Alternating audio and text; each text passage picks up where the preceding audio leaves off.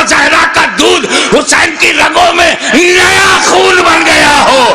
ایسا لگتا تھا، ایسا لگتا تھا، آپ نعرہ بند کیجئے، ایسا لگتا تھا جیسے تمام جنہ انتظار دے رہے ہیں، داد شجاعت دے رہے ہیں اور ان کی دعاؤں میں فرشتوں کی آمین شامل ہو گئی ہو. ایسا لگتا تھا کہ صداقت سمٹ گئی ہے، ایسا لگتا تھا کہ عدالت نے پکڑ لیا ہے، ایسا لگتا تھا کہ سیادت نے اپنے جلوے دکھا دیے ہیں، ایسا لگتا تھا کہ تنہا حسین میں جرأت موسیٰ بھی ہے، استقامت ابراہیم بھی ہے، ارادہ اسماعیل بھی ہے. اس وقت سامنے شیطان تھا، اسماعیل کا ارادہ پہاڑ تھا، اس وقت یزیدی فوج ہے، حسین کا ارادہ پہاڑ ہے. تلوار چلتی رہی، تلوار چلتی رہی، کشتوں کے پشتے لگتے رہے، لاشوں کے ڈھیر لگا دیے.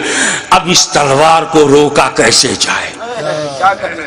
اس تلوار کا رکنا یزیدی نقطۂ نظر سے بہت ضروری تھا. یہ تلوار روکے، یہ تلوار روکے گی تو یزیدی بچیں گے.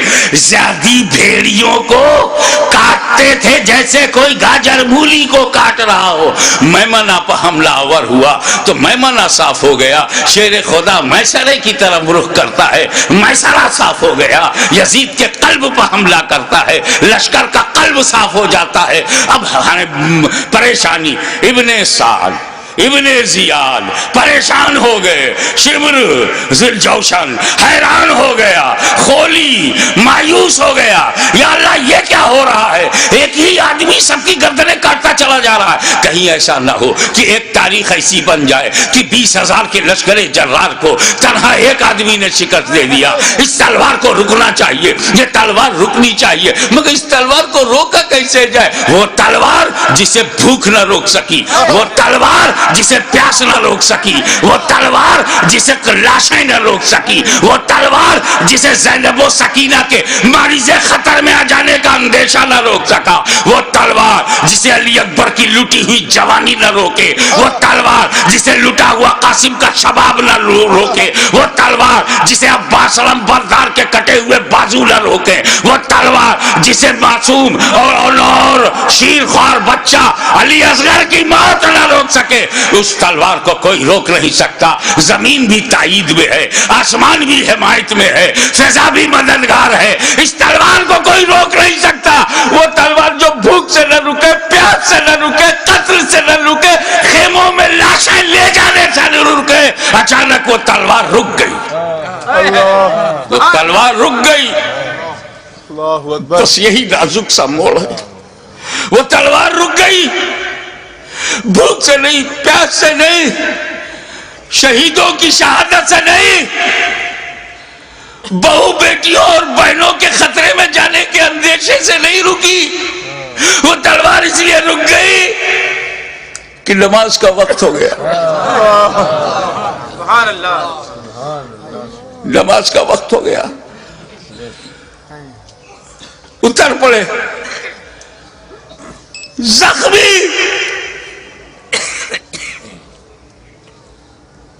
تیروں سے بدن چھلی، نیزوں کی مار.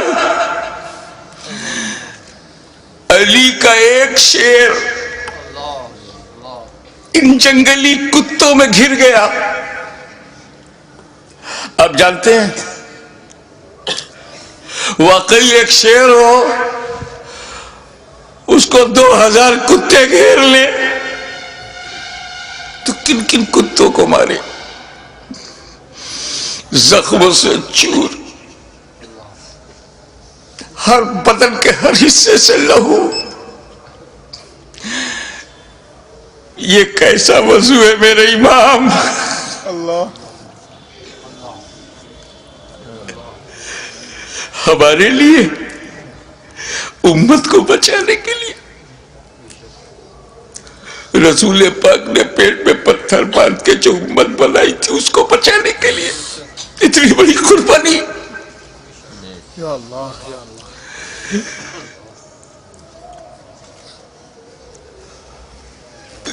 زمین پر گرے سجدے میں، یزیدیوں نے سوچا بس یہی موقع ہے، اگر یہ اٹھے گا شیر تو پھر مارے گا، اسے اٹھنے نہ دو۔ شقی القلب پتھر دلوں نے نبی کا کلمہ پڑھتے ہوئے بھی نبی کے نواسے کو، نبی کی جان کو، نبی کی پہچان کو، نبی کے بیٹے کو، نبی کی نسل کو، نبی کی اولاد کو، نبی کے نور کو سجدے کی حالت میں ایسا وار کیا، سر مبارک تن مبارک سے جدا ہو گیا۔ اِنَّا لِلَّهِ وَإِنَّا إِلَيْهِ رَاجِعُونَ۔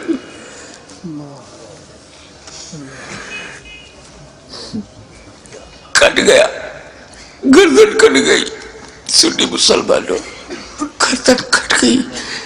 کون سی گردن؟ جس کو تمہارا ہمارا نبی چوما کرتا تھا، کٹ گئی۔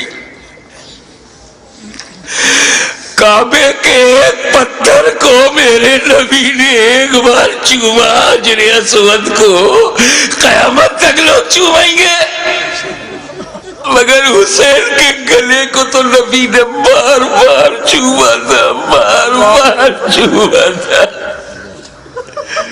تم کہتے ہو حسین کا گلا کٹا، حسین کا گلا کٹا، میری دل سے پوچھ، بوسہ گاہ مصطفیٰ کٹ گئی، بوسہ گاہ رسول کو کاٹ دیا۔ میں ایک مرتبہ بیمار پڑا تھا برطانیہ میں، میری ماں کا خط آیا، بیٹا تمہاری کیسی طبیعت ہے؟ مجھے بڑا تعجب ہوا۔ میری ماں کی چوچا شریف میں انگلینڈ میں، ان کو محسوس کیسے ہوا؟ تو کسی نے سمجھایا یہ ممتا ہے، یہ خون کا رشتہ ہے۔ تو بیمار پڑ گیا تھا، سر سمندر پار خون کے رشتے نے ماں کے دل میں احساس ڈالا۔ ارے جب ماں بیٹے میں احساس کا یہ رشتہ ہوتا ہے تو جب حسین کا گلا کٹا ہوگا تو لب مصطفیٰ پہ کیا گزری ہوگی؟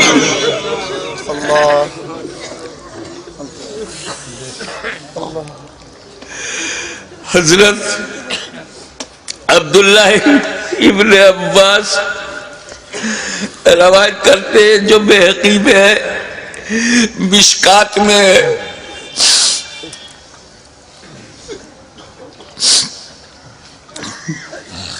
کہ ام المومنین ام سلمہ نے خواب میں دیکھا کہ حضور صلی اللہ علیہ وسلم کے ہاتھ میں شیشہ ہے۔ پوچھا یا رسول اللہ یہ کیا ہے؟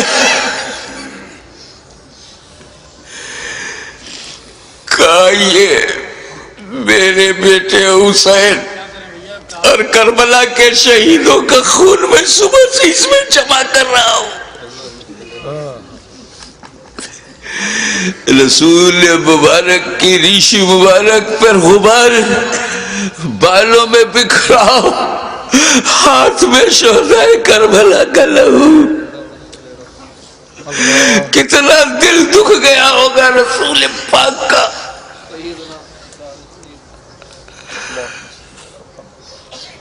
سر کٹا، کیسے بولوں، نہیں کہہ پا رہا ہوں۔ کسی اور گھر کا واقعہ ہوتا تو میں تفصیل سے بیان کرتا، یہ غم تو میرے اپنے خاندان کا غم ہے، یہ تو اہل بیت کی آزمائش کا۔ بس یوں سمجھو کہ نیزے پہ اس سر کو اٹھایا ظالموں نے، ارے نیزے پہ اٹھانے کا مطلب کچھ سمجھ میں آیا؟ گردن کٹ گئی، نیزے کو رکھا گا اس گلی میں جس سے رسول پاک کا لعاب دہن گزرا تھا، وہ گلا جس سے خاتون جنت کا جنتی دودھ گزرا تھا، جس پر علی مرتضیٰ کے دیے ہوئے لقمے گزرے تھے، امام علی مقام کے گلے میں وہ گلا کٹا ہوا دیکھا ہوگا نا، جب گلا کٹتا ہے تو ایک اسی میں ڈال دیا. ارے جسے نبی چومتے تھے اس پہ تم نے نوکے نیزا. یزیدیوں، تم نے کل بھی حسین کو ستایا تھا، آج بھی ستا رہے ہو. فرق یہ ہے کہ کل نوکے نیزا سے تکلیف پہنچائی تھی، آج اپنی تقریروں میں نوکے زبان سے تکلیف پہنچا رہے ہو، نوکے قلم سے تکلیف پہنچا رہے ہو. یاد رکھو حسین نے امت کو اسی لیے بچایا ہے کہ ساری زندگی امت حسین پر قربان ہوتی رہے گی، حسین پر ہم اپنی جان دیتے رہیں گے. نیزے پہ اٹھا لیا، یہ تو ہندوستان کا کوئی اتیاچاری بھی نہیں کرتا. نیزے پہ اٹھا لیا، حسین کے سر مبارک کو نوکے نیزہ پہ رکھ کر اٹھا دیا. جلوس نکالا، نوکے نیزہ پہ بلند کر دیا امام کا سر، اور وہیں سے میرا امام اپنے غلاموں کو آخری درس دے رہا ہے. اے میرے غلاموں، دیکھو یزیدیوں کی بھیڑ میں، یزیدیوں کے لشکر میں تیرا امام کا سر اوپر ہے، تیرے امام کا سر اوپر ہے، تیرے امام کا سر بلند ہے. یعنی جن کا سر کٹا نہیں، ان کا سر نیچے ہے، جس کا کٹ گیا وہ سر بلند ہے. تبھی تو غریب نواز نے کہا سرداد نداد دست در دست یزید حقا کی بنائے لا الہ حسین. وآخر دعوانا الحمدللہ رب العالمین.